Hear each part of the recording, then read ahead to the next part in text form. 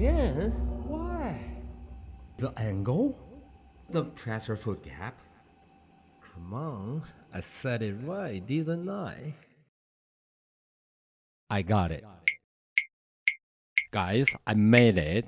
I know how to do it. So today, we're talking about how to fix over-skiving problem when you use skiving machine there. The machine is a crucial tool for leather crafter and brands. If you want to create better bags or project, you must know how to adjust it properly. But adjustment isn't just a basic knowledge. You cannot even rely on dealer for this. Mastering the right adjustment is a key to getting the skiving result you need. And if you do this whenever you required, you win. This used to be the biggest challenge in my bag making journey. After countless tests and failures, I finally conquered it. Now I'm ready to share my solutions with you. Everything I learned the hard way. So only 3 key parts you need to focus on. I will use 2 real-time examples to demonstrate. One for attaching and one for folding. For each step, I apply different logic and ideas to accomplish final result. Now let's break it down step by step so you can apply this in your own work. The first key is the pressure foot and the guidance. So have you ever wondered why your skiving is inconsistent? Even though you've carefully adjusted your pressure foot, you set the height, you tweak the angle, adjust the width, but still over-skiving. For the longest time, I thought I just needed to adjust one setting at a time, but what I didn't realize is that the height, the angle, and the width don't work alone.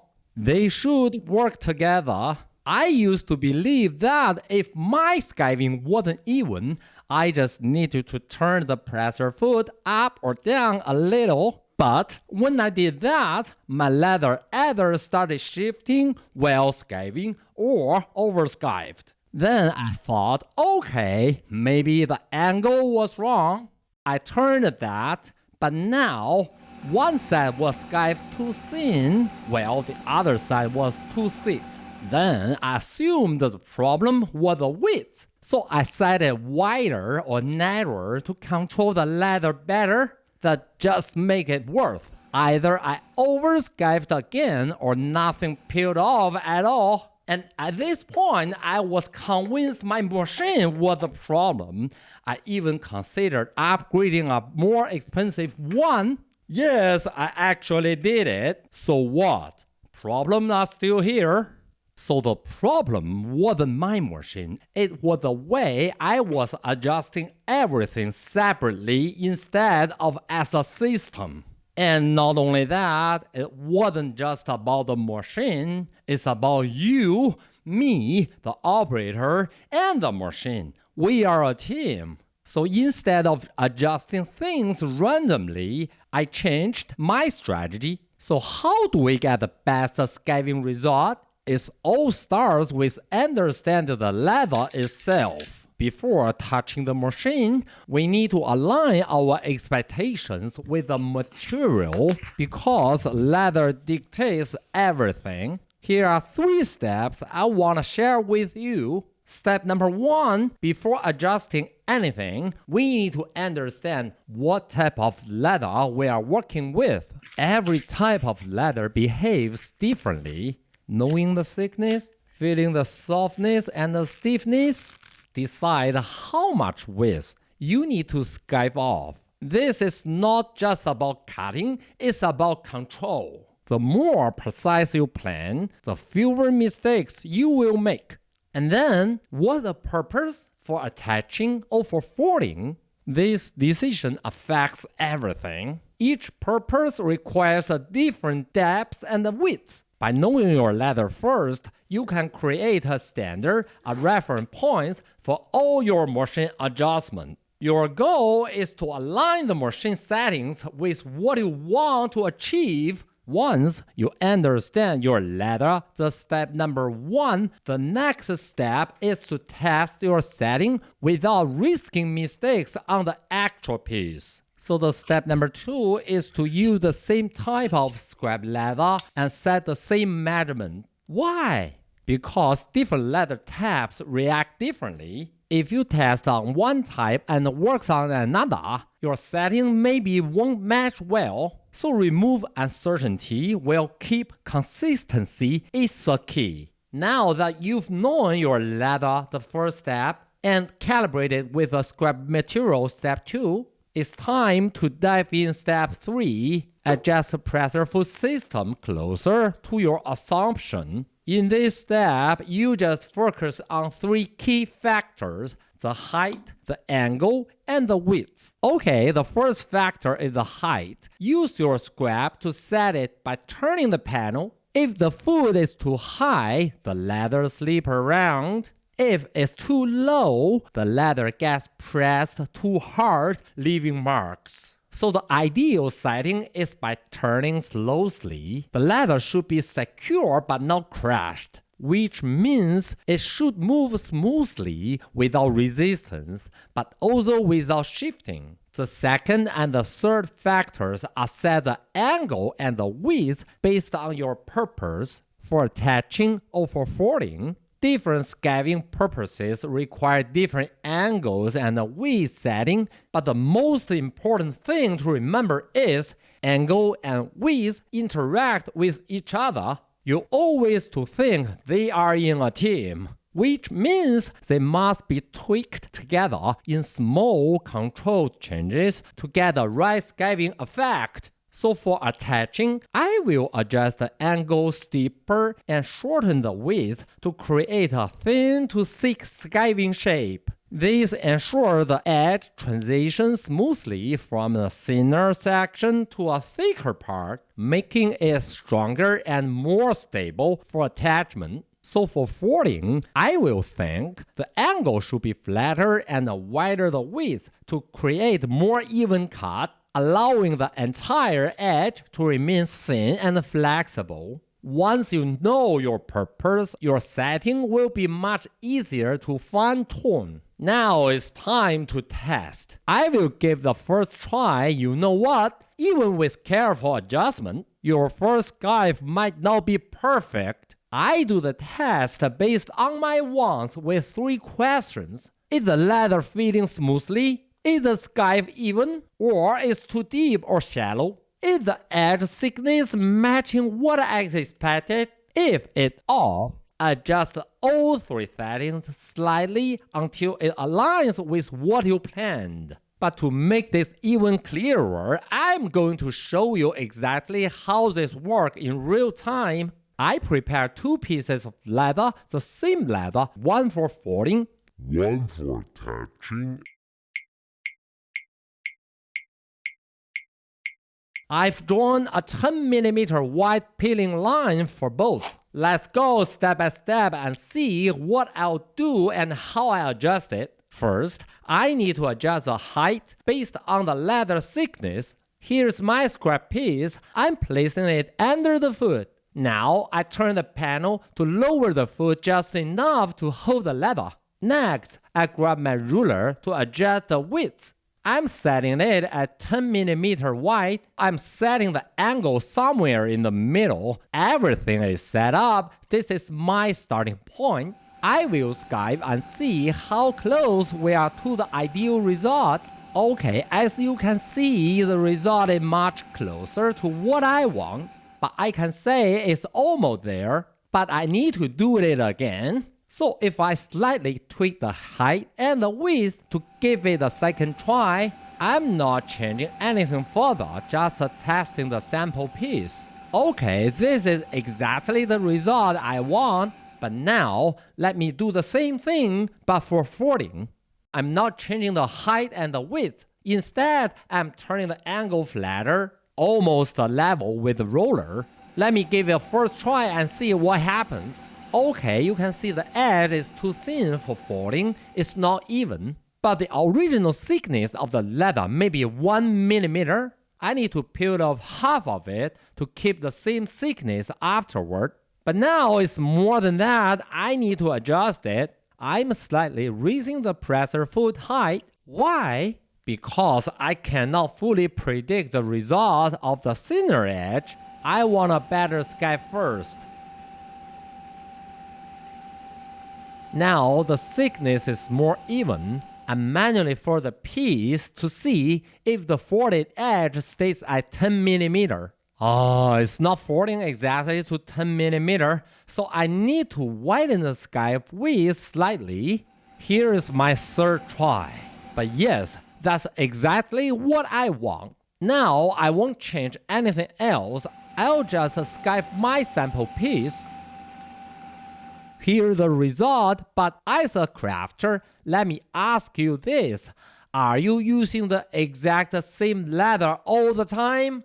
What if your leather is thicker or sturdier? What if the vegetation leather? Would the same pressure foot settings will work perfectly? The answer is not really. Because skiving isn't just about the pressure foot when we face different type of leather. The way leather moves through the machine is equally important, and that's where the roller system we need to focus. So now let me take a different leather, thicker, steadier vegetation leather and see how we adjust the roller gap and the pressure for it. The second key part is about the roller. So what does it actually do? It seems simple. The roller moves the leather forward toward the blade. But in reality, the roller does more than that. It's also applying upward pressure to keep the leather stable as it moves through, ensuring consistent contact with the blade. There's also a gap adjustment. You can turn it to leave a little gap, a bigger gap, or no gap. What really happens when you adjust them? And here where I made my mistake. If I tighten the roller pressure, the leather won't slip. Yes, that's right, I always do like that. What I thought was tighter pressure means better control, but in reality, the opposite happened. The leather got squeezed too much and stopped moving properly. There was no room for the pressure foot to release pressure, so instead of smooth skive, the leather just got stuck and over-skiving. Then I made the opposite mistake. I loosened the roller pressure thinking the leather would fit more smoothly, but now the leather flipped and moved unpredictably. At this point, I realized I was adjusting roller pressure without thinking about the gap. But for this kind of vegetation leather, which is thicker and sturdier than the leather I used before for folding and attaching, the real adjustment I need is what the gap. Thus, when it's clicked, roller pressure and roller gap must be adjusted together, and not just that, the roller parts isn't a separate setting. I had to bring the pressure foot into the field too. They have to be considered as a whole. Now I had to apply all of this to vegetation leather. Here is how I adjust everything to make it work in 4 steps. So the step number 1, adjust the roller gap first. This is for allowing just enough space for the skived and usable leather to move out freely. Step number 2, keep the roller pressure unchanged. The pressure was already set correctly, right? The key here is not to overcompensate. Don't touch it. Step number 3, fine-tune the pressure foot. A small adjustment here can make a big difference. Okay, step number 4, it's time to take my first try with the scrap.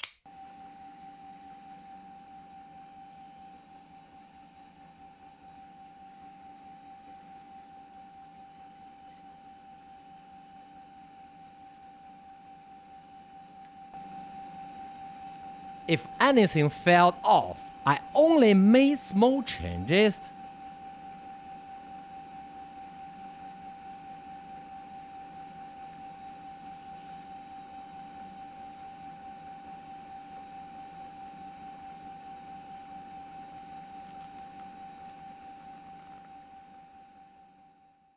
But there was one thing almost every beginner, including me, forgot: the knife. The knife had dulled and needed to be resharpened, right? But what I didn't realize at first was that it also removed the knife's position. Why? Because each time you sharpen, the blade gets slightly smaller. That's why I need to twist the panel to move the blade forward. It could reach the sharpening stone. After sharpening, I assumed everything was fine and kept skiving as usual. But then, problems started happening. The leather peeled too soon before reaching the presser foot. At first, I thought something was wrong with my presser foot or roller settings. And that's when I realized I forgot to move the blade backward after sharpening. So I twisted the panel again, moving the blade backward to its original position. But now a new problem appeared, and it wasn't skiving anything at all. This was my second mistake. I thought this simply returning the knife to its old position would solve everything, but instead I had completely lost the cutting point. So let me show you how was I learned. The first, I manually aligned the edge of the blade with the right side of the presser foot. I kept a 1 millimeter gap between them. At this point, I'm not sure what the result will be. All you have to remember is what type of leather you will use, how thick it is. The second step is I test it with the same type of material. This can give me a quick confirmation that if the blade is aligned properly, but if it's no good, the last step is that I slightly adjust the blade forward or backward. Once I understood this, my skiving became fully controlled with no more inconsistencies. Everything worked together as a system, and that's the key. Okay, wait. Look at this. The roller is already deformed, and that's a whole new problem. If you don't maintain the machine, you will keep running into another problems, even if you set everything else up perfectly. And trust me, this is where a lot of beginners get stuck. You fix one issue, but then another one showed up. So before this becomes your next frustration, go check out my another video. I will show you how to reshape the roller and properly maintain the machine, so you don't have to deal with these hidden problems later. Okay guys, I'll see you there.